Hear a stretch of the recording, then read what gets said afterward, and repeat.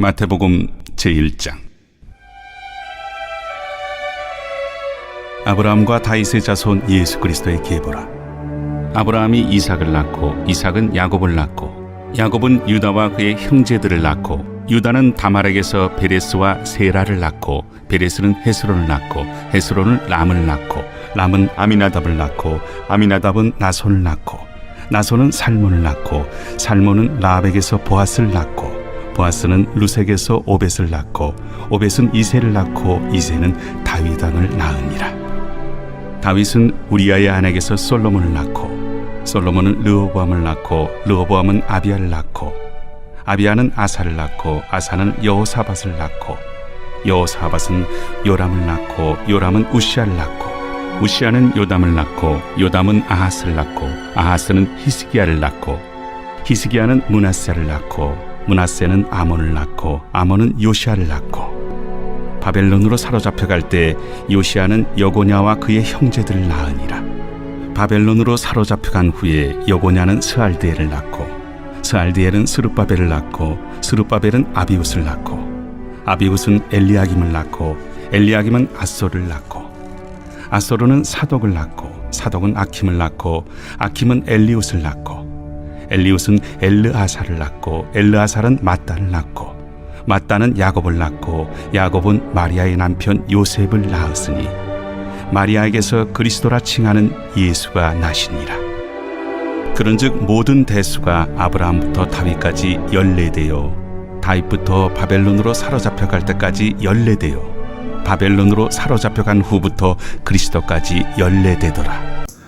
할렐루야. 오늘도 하나님의 풍성하신 은혜 가운데 삶을 승리하며 나아가는 복된 주님의 백성들 되시길 존귀하신 예수님의 이름으로 축원합니다. 오늘부터는 이제 마태복음으로 시작됩니다. 그래서 오늘 마태복음 1장에서 13장까지 되어져 있는 전반부의 말씀을 요약한 영상을 이 뒤에 보내도록 하겠습니다. 마태복음 통해서 하나님께서 우리 삶에 어떠한 말씀을 허락하시는지 서로 머리 맞대고 고뇌하면서 그 말씀을 통해 삶의 변화를 일으킬 수 있는 귀한 시간이 되길 소망합니다. 기도하겠습니다. 사랑과 은혜가 충만하신 하나님, 이제 마태복음을 시작합니다.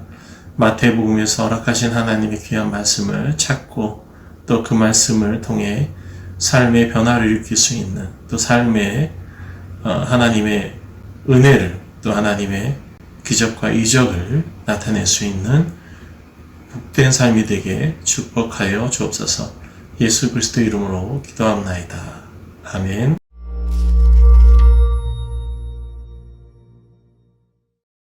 마태복음. 이 책은 나사렛 예수님의 생애와 죽음 그리고 부활을 다룬 최초의 공식 기록 중 하나입니다. 이 책의 저자가 명시되진 않지만 가장 오랜 믿을만한 전통에 따르면 예수님이 택하신 12사도 중 한 명인 세리 마태와 관련이 있으며 실제로 마태는 책의 본문에 등장합니다. 약 30-40년 동안 사도들은 예수님으로부터 직접 보고 배운 내용을 모두 기억하여 구두로 가르치고 전했는데요. 마태는 이 모든 내용을 수집해 다양한 색으로 구성된 아름다운 직무를 짜듯 배열하고 예수님에 관한 특정 주제들이 강조되도록 구성했죠. 이 영상에서는 우선 마태복음의 전반부를 살펴보겠습니다. 구체적으로 마태는 예수님이 어떻게 하나님과 이스라엘에 관한 성경 이야기의 연속이자 완성이신지 보여주고자 합니다. 예수님은 다윗의 가문에서 나신 메시아이시며 모세와 같이 권위 있는 새로운 선생이십니다. 그뿐만 아니라 우리와 함께 하시는 하나님, 히브리어로 임마누엘이십니다. 마태는 이 책을 이렇게 구성합니다. 서론과 결론을 앞뒤에 배열한 뒤 그 틀 안에 본론을 분명히 구분되는 5단락으로 나누어 배치하고 각 단락은 모두 예수님의 긴 가르침으로 마무리합니다. 아주 계획적이고 뛰어난 방식인데요. 어디 한번 들여다보죠. 1장부터 3장은 예수님의 이야기와 구약의 줄거리를 연결지어 전체적인 배경을 설정합니다. 먼저 마태는 서두에서 예수님의 족보를 다룸으로써 그분이 메시아가 오실 다윗의 가문에서 나셨으며 또한 아브라함의 자손이심을 강조하는데 이는 그분이 하나님의 복을 열방에 가져오실 거라는 의미입니다. 그 후 우리는 잘 알려진 예수님의 탄생 이야기를 통해 이 모든 사건이 어떻게 구약의 예언들을 성취하는지 보게 됩니다. 열방이 나아와 메시아께 영광을 돌릴 것이며 그 메시아가 베들레헴에서 나실 것이며 무엇보다도 예수님은 성령으로 잉태되실 것이며 그의 이름이 임마누엘이라는 것. 이 모든 예언을 통해 예수님은 단지 인간이 아니라 인간이 되신 우리와 함께 하시는 하나님이심을 보여줍니다. 그래서 우리는 이미 서론에서 마태의 두 가지 핵심 주제를 알 수 있습니다. 그는 다윗의 가문에서 나셨으며 그는 임마누엘이십니다. 또한 마태는 예수님이 왜 새로운 모세이신지도 보여줍니다. 모세처럼 예수님도 이집트를 떠나셨고 세례를 받기 위해 물을 통과하셨으며 광야에 들어가서 40일을 지내셨습니다. 그 후에는 산 위로 올라가 새로운 가르침을 전하셨죠. 이 모든 것을 통해 마태는 예수님을 하나님이 약속하신 모세보다 위대한 분으로서 노예된 이스라엘을 해방하고 하나님의 새로운 가르침을 전하며 그들을 죄로부터 구원하고 하나님과 그분의 백성 사이에 새 언약 관계를 맺어줄 뿐이라고 선포하죠. 이러한 모세와 예수님의 유사성은 왜 마태가 책의 본론을 5단락으로 구성했는지도 설명해 줍니다.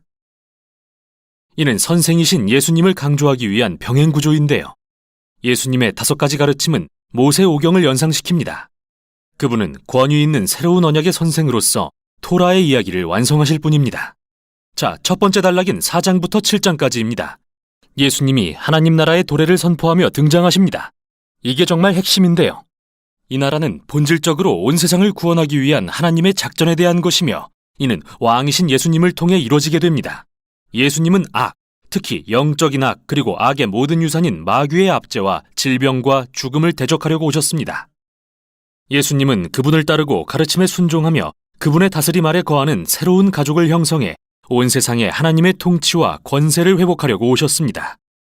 그래서 예수님은 사람들을 치유하고 공동체를 형성하기 시작하신 후 그들을 산중턱으로 데려가셔서 첫 번째 가르침을 전하십니다. 전통적으로 산상수훈이라 불리는 내용인데요. 여기서 예수님은 그분을 따르고 하나님 나라의 백성으로 산다는 것이 어떤 모습인지 말씀하십니다. 그곳은 특권층이 없는 이른바 거꾸로 된 나라로서 가난한 자, 별 볼 일 없는 자, 혹은 부자나 종교인 등 누구라도 돌이켜 회개하고 예수님을 따라 그분의 가족이 되도록 초대받는 곳이죠. 예수님은 자신이 토라와 구약의 계명을 폐지하러 오신 게 아니라 오히려 자신의 삶과 가르침을 통해 모든 것을 완성하러 오셨다고 하십니다. 그분의 백성의 마음을 변화시켜 그들이 하나님과 이웃 그리고 원수까지도 진정으로 사랑할 수 있도록 하시려고 말이죠. 하나님 나라에 대한 위대한 가르침을 마치신 후 다음 단락에서 예수님은 그 나라를 사람들의 일상 속에서 실현하십니다.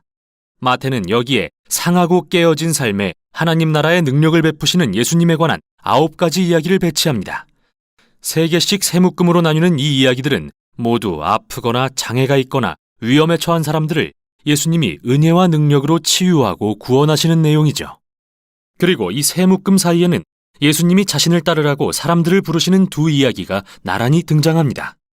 여기서 마태의 요지는 오직 예수님을 따르고 그분의 제자가 되는 자만이 그분의 은혜의 능력을 체험할 수 있다는 것입니다.